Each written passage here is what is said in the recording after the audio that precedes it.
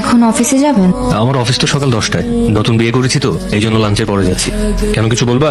আপনার ফোনটা একটু দেন, মায়ের সাথে কথা বলতাম। হ্যাঁ পাখি বল। খালা, মা কেমন আছেন? সবাই ভালো আছে। আর আমি তো এক গার্মেন্টসে, তোর মা তো অন্য গার্মেন্টসে। রাতে বাড়িতে যে একটু মায়ের সাথে কথা বলাই দিও। আচ্ছা দিমুন, এখন রাখ। মার কাছে কোনো ফোন নেই কেন? খালা কিনতে দেয় নাই। ঠিক আছে, আমি গেলাম। অফিস থেকে আসতে এত দেরি হলো যে? জরুরি মিটিং ছিল। কেন, কিছু বলবা?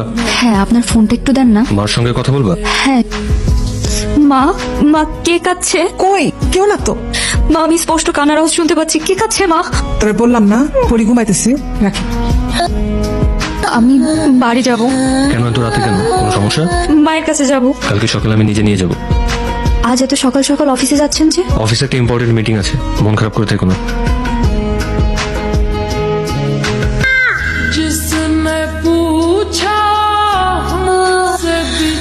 অনেকক্ষণ হয়েছে পাখি, অন বাড়ি জামাই জানতে পারলে খুব খারাপ হবে।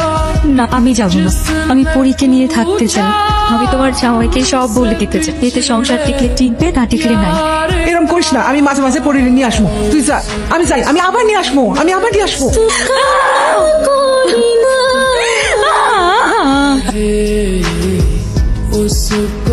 ঘুমাচ্ছিলে? না। আমি আসছি এটাও তো টের পাওনি। তোমার তো ফোনটা অনেক ইম্পর্টেন্ট, তাই না? এই নাও ফোন ধরো, তাকে ফোন দেবে, ফোন দিয়ে কথা বলো। কথা বলা শেষ করে ড্রয়িং রুমে আসো। মেয়েটাকে চেনো? না। সংসার বাঁচাতে চাইছো নাকি ওকে হারাতে চাইছো? মেয়েটাকে চেনো? চিনি। তোমার কি হয়? আমার মেয়ে। সংসার চাও নাকি তোমার মেয়েকে চাও? দুটোই। যে কোনো একটা চাইতে পারবা। মেয়েকে চাই। তোমার মেয়েকে তুমি নাও। তোমাদের মা ও মেয়ের ভালোবাসার কাছে আমি হেরে গেলাম। মা মেয়ের ভালোবাসার মাঝে না আসলেই পারে।